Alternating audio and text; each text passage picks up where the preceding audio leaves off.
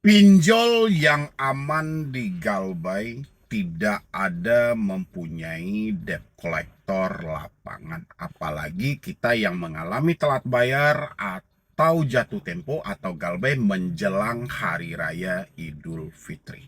Siapa di sini yang bertanya seperti itu, tolong isi di dalam kolom komentar. Saya perhatikan teman-teman, banyak sekali saya dihadapkan dengan pertanyaan seperti itu, terutama tentang pinjol yang aman untuk digalbay. Kalau misalnya saya galbay di Samir, gimana bang? Kalau misalnya saya galbay di Kredi One, gimana bang? Kalau misalnya saya galbay di S Pinjam, aman nggak sih bang? Gitu loh. Dan hampir sama ujung dari pertanyaannya. Di balik kata aman, pasti apakah akan dikunjungi DC? Di balik kata gimana, apakah akan DC datang ke rumah? Dan di samping itu tambahannya, apakah akan terjadi penyebaran data?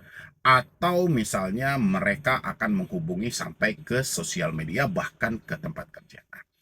Hari ini saya khususkan buat semua teman-teman yang bertanya tentang hal itu supaya tidak terjadi kekeliruan dalam pemikiran teman-teman semuanya. Tapi seperti biasa, yang belum mensupport channel ini boleh disupport dulu, boleh didukung dulu, karena satu supportan dari Anda menjadikan saya makin semangat lagi dan makin gigih lagi dalam memberikan motivasi dan edukasi. Oke.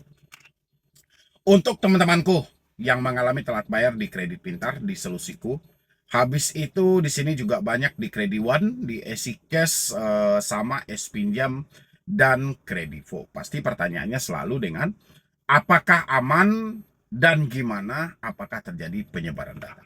Kita bahas yang poin aman dulu gitu ya. Walaupun secara spesifik saya tidak tahu konsep aman yang teman-teman tanyakan, tapi secara garis besar di balik kata aman ini apakah ada kunjungan ke rumah? Benar atau tidak? Teman-teman bertanya seperti itu. Ketika teman-teman bertanya, "Bang, saya telat bayar di Kredivo, saya telat bayar di EasyCash, saya telat bayar di Samir. Kira-kira aman nggak?" Di balik kata aman ini kira-kira ada DC atau tidak? Di balik ada DC atau tidak ini datang ke rumah atau tidak? Benar nggak seperti itu teman-teman? Karena kata istilah ini saya agak sulit untuk mencernanya. Kalau memang benar faktanya teman-teman bertanya seperti itu, nah yang namanya kita galbay teman-teman, Anda harus paham dulu. Itu tidak ada konsepnya yang aman. Ya, kenapa saya bilangin tidak ada konsepnya aman? Satu hari menjelang jatuh tempo, itu telepon dan WhatsApp kita terkadang sudah dihujani dengan peringatan-peringatan tagihan. Bahkan tak jarang kita mendapatkan telepon-telepon yang ingin mendesak dan menekan kita di hari yang sama. Ini satu hari menjelang jatuh tempo. Apalagi setelah jatuh tempo. Itu handphone kita sudah seakan-akan menjadi orang yang sangat penting teman-teman semuanya. Bahkan berdering tanpa henti dari nomor-nomor yang berbeda. Ini menandakan situasi sudah tidak aman. Nah, habis itu muncul dari teman-teman semuanya. Apakah akan ada DC yang datang ke rumah? Di balik kata aman ini selalu tersemat apakah DC akan datang ke rumah. Nah, terlepas mau DC datang ke rumah atau tidak, teman-teman, tolong tanyakan ke diri Anda, sebenarnya apa sih yang menjadi problem dan menjadi masalah besar bagi diri Anda gitu loh. Setahu saya teman-teman, Anda ini tidak mampu bayar karena kondisi hidup. Karena keadaan, ini setahu saya ya. Tapi ketika teman-teman bertanya aman atau tidak, ada DC atau tidak, saya agak keliru memandang dalam hal ini teman-teman. Karena kalau teman-teman bertanya ada DC atau tidak, otomatis kalau seandainya ada DC, saya mau bayar. Seandainya tidak ada DC, saya tidak mau bayar. Saya berasumsinya seperti itu. Jadi yang akhirnya teman-teman ini tidak mampu bayar, seolah-olah dengan adanya pertanyaan seperti itu menjadi tidak mau bayar. Nah, apa yang harus dilakukan di tengah situasi seperti ini supaya kita tidak terlalu mengarah, terlalu melebar kemana-mana? Ya, teman-temanku. Ketika Anda bertanya, apakah Galbay di sini aman? Pasti ujungnya ada DC atau tidak. Tanya ke diri Anda, apa sebenarnya yang menjadi problem? Ya, apa sebenarnya yang menjadi sumber ketakutan tersebut? Kalau misalnya teman-teman menyampaikan, saya takut orang tua saya tahu. Oke, berarti perkaranya tidak jujur, tidak terbuka. Nah, coba teman-teman kasih tahu atau cari waktu yang tepat, cari waktu tertentu. Ceritakan sama orang tua. Saya berulang kali menyampaikan, kejujuran menyelamatkanmu. Kebohongan mencelakaimu. Meskipun kebohongan yang kamu lakukan hari ini, itu menurut Persimu mampu memberi kamu keselamatan, mampu menyelamatkan dirimu di tengah situasi seperti ini, tapi percayalah, batin dan pemikiranmu dihantam habis-habisan tuh. Karena rasa bersalah yang terlalu besar. Oke, rasa kekhawatiran yang terlalu besar. Ya, bahkan kamu bisa memunculkan hal-hal yang tidak sebenarnya terjadi. Ya, contoh, tiba-tiba DC datang ke rumah. Pakai kata tiba-tiba. Apabila DC datang ke rumah. Seandainya DC datang ke rumah, kamu membentuk pertanyaan itu sendiri. Untuk apa? Untuk ngejudge dirimu sendiri karena ketidakjujuran tadi. Ya, bohong ini menyelamatkanmu loh, tapi hanya sesaat. Tapi menyiksamu sepanjang hari.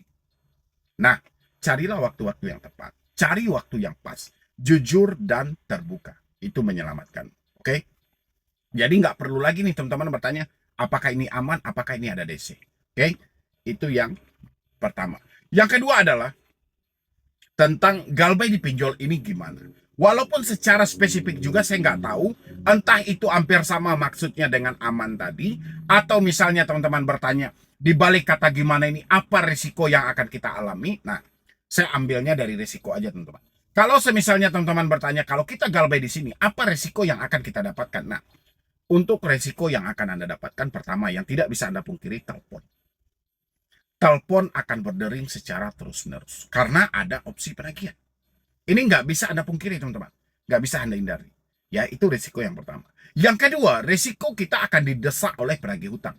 Terkadang ada bahasa yang enak untuk kita baca dan kita pahami, ada bahasa yang sampah untuk kita baca dan kita pahami. Dua-duanya akan kita dapatkan ketika kita telat bayar atau tidak mampu bayar. Ini kalau teman-teman bertanya, galbay di sini gimana?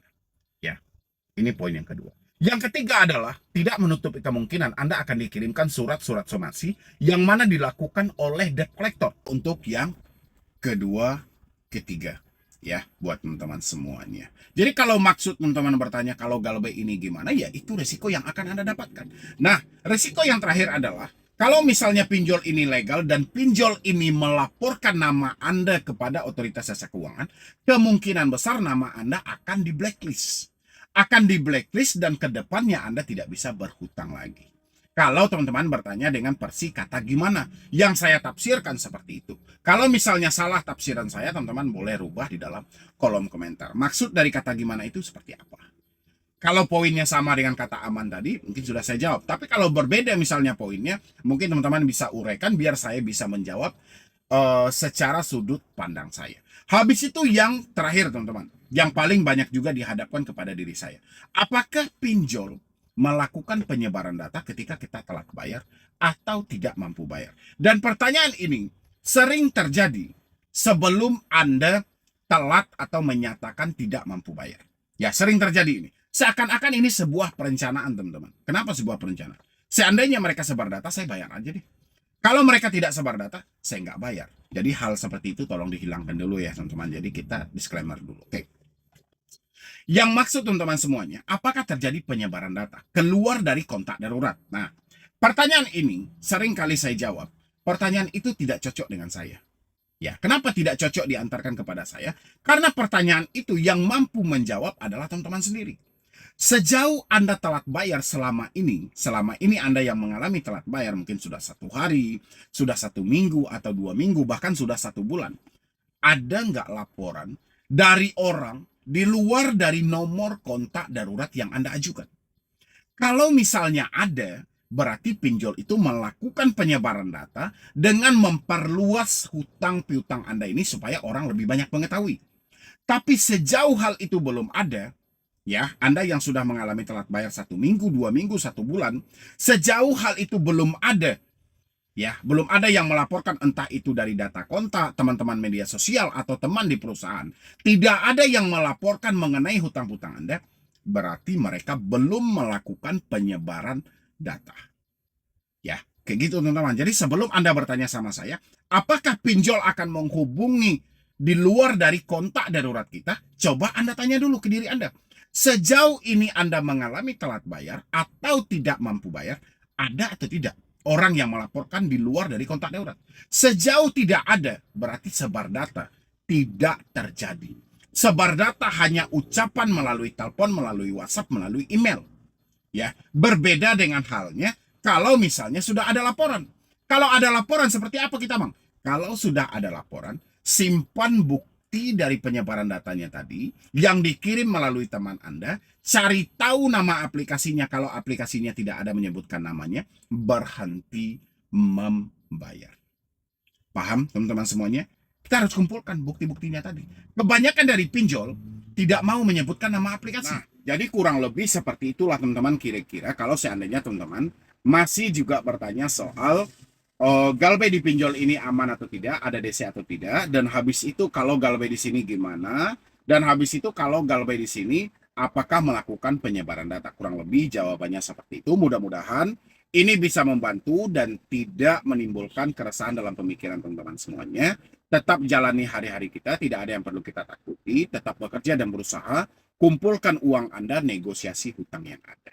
Kalau misalnya sudah tidak mampu, yang penting jangan sampai terjadi gali lubang, tutup lubang. Ya teman-teman semuanya, mungkin dari saya cuma itu aja dulu. Terima kasih banyak teman-teman sudah hadir dan mensupport channel Solusi Utang. Jadi saya sekian dulu dari saya, Medi Broni. Wassalam.